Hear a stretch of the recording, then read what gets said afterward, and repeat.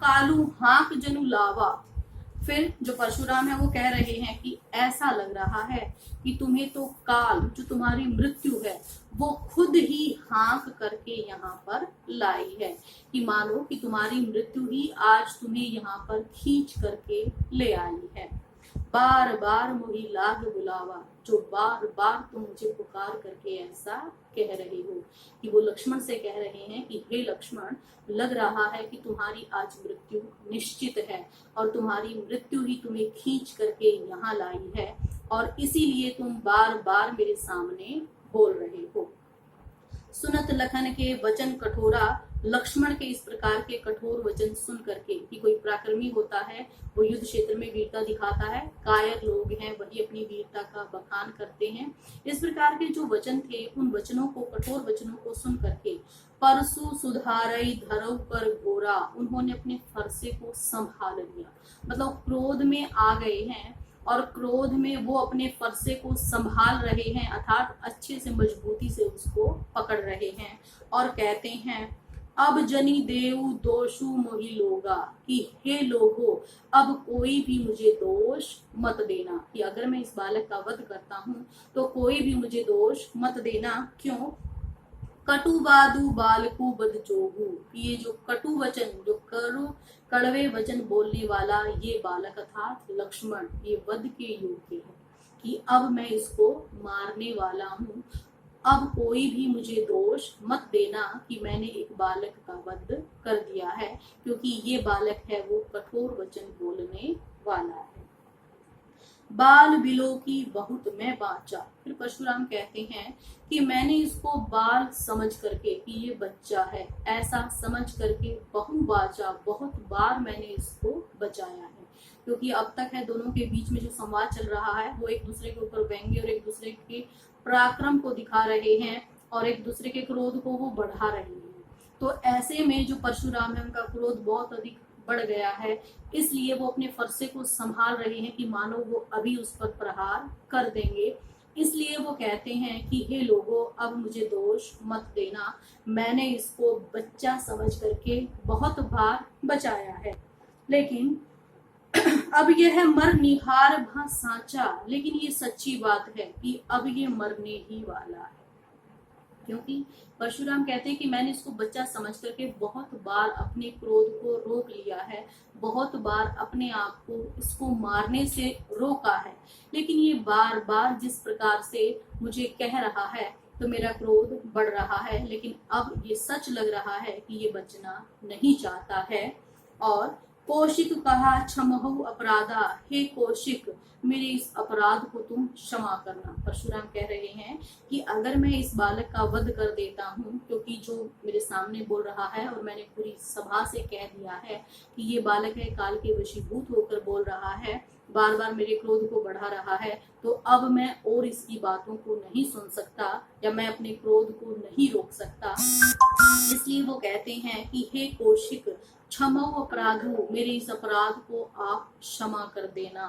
बालक दोष गुण गण है न साधु, जो कौशिक है वो कह रहे हैं कि हे मुनिवर, आप तो मुनि हैं, साधु हैं, क्योंकि साधु कभी भी बच्चों की बातों का बुरा नहीं मानते हैं।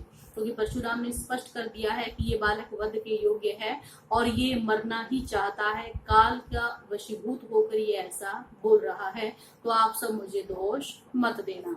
लेकिन जो कौशिक है वो कह रहे हैं कि आप इस अपराध को क्षमा कर दीजिए, क्योंकि साधु बाल दोष गुण गण है न साधु, जो साधु व्यक्ति होते हैं, जो मुनिवर होते हैं या जो सज्जन व्यक्ति हैं, वो कभी भी बच्चों के दोष को नहीं गिनते। मतलब इसको बालक समझ करके इसके जो दोष हैं, इसने जैसा भी कहा है, इन बातों को तुम भूल करके हे मुनिवर आप इसके अपराध को क्षमा कर दें।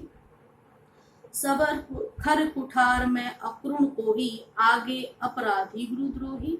फिर परशुराम कहते हैं कि खर कुठार, कि मैंने अपने धनुष बाण और अपनी कुठार को धारण कर रखा है अक्रूण को ही, और ऊपर से मेरा जो स्वभाव है बहुत ही क्रोधी स्वभाव का है, आगे अपराधी गुरुद्रोही, और मेरे सामने जो खड़ा हुआ है वो गुरु का भी अपराधी है और मेरा भी अपराधी है, अर्थात गुरु का दोषी है जो गुरु के होते हुए इस ढंग से बोल रहा है और मेरे प्रति इस प्रकार के वचन कह रहा है, तो ये मेरा भी अपराधी है। तो वो कहती है कि एक तो मेरा स्वभाव क्रोधी है, दूसरा मैंने खुद ने अपने खर और फरसा धारण कर रखा है और सामने मेरे ये अपराधी खड़ा है।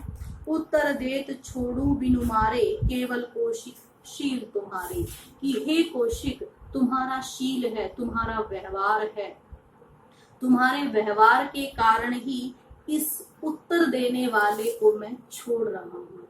मतलब जो कौशिक है, कौशिक ने कह दिया कि साधु लोग कभी भी बच्चों की बातों का बुरा नहीं मानते, तो इसलिए परशुराम कह रहे हैं कि मैं क्रोधी स्वभाव का हूँ और पास में मेरे हथियार हैं, फरसा है और सामने गुरु का द्रोही खड़ा है, तो मैं इसका अपराध मतलब वध करने के मैं इसको योग्य मानता हूँ। लेकिन हे कौशिक, आप कौन हैं? आप ऐसे हैं कि जिसका स्वभाव शील है, अच्छे स्वभाव वाले हैं और आप इनके गुरु हैं, इसलिए ही इस उत्तर देने वाले तुम्हारे शिष्य को मैं बिना वध के छोड़ रहा हूँ। मैं ते यही काटी कुठार कठोरे, गुरहई उरुण पोतई श्रम थोरे। जो कहते हैं कि मैं तुम्हारे शील के कारण इस बालक को छोड़ रहा हूँ, नहीं तो अपने इस कुठार से मैं अभी इसको काट देता और थोड़े से परिश्रम से ही ये अपने गुरु के ऋण से ऋण हो जाता, अर्थात यहीं पर इसको मुक्ति मिल जाती, अपने गुरु के प्रति जो इसका ऋण है, यहीं पर इसका ऋण है वो समाप्त हो जाता, मैं अभी इसका वध कर देता। अब आगे फिर जैसे वो जैसी भी बातें कर रहे हैं लक्ष्मण सुन रहे हैं, लेकिन वो विश्वामित्र हैं वो भी मन ही मन में सोच रहे हैं। गांधी सुनु का हृदय हंसी, मुनि है हरियर सूज। अब जो विश्वामित्र, गांधी सुनु है विश्वामित्र के लिए आया है, क्योंकि उन्हीं को बार बार कह रहे हैं कि हे कौशिक देखो तुम्हारे बालक को मैं इसका वध करना चाहता हूँ, लेकिन तुम्हारे व्यवहार के कारण छोड़ रहा हूँ। तो जो मुनिवर हैं वो भी मन ही मन में मुस्कुरा रहे हैं और कह रहे हैं, गांधी सुनु कह हृदय हंसी। उसकी बातों को सुनकर विश्वामित्र मन ही मन में मुस्कुरा रहे हैं। मुनियर हरियर सूजी, कि जो मुनिवर हैं इनको तो सब जगह हरा ही हरा नजर आ रहा है।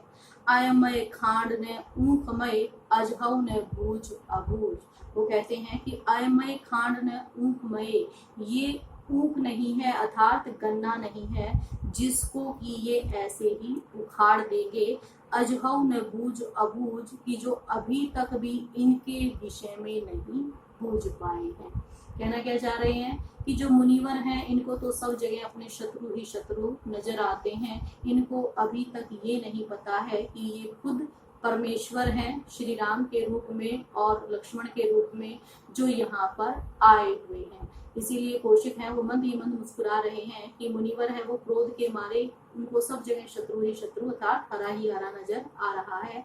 ये कोई ईंट नहीं है कि जिसको ये उखाड़ देंगे, अपितु जिस प्रकार जो गन्ना है उसके अंदर हर जगह रस ही रस होता है, ऐसे ही कवि कहना चाह रहे हैं कि यहाँ पर जो परशुराम है उनको तो सब एक जैसे ही नजर आ रहे हैं।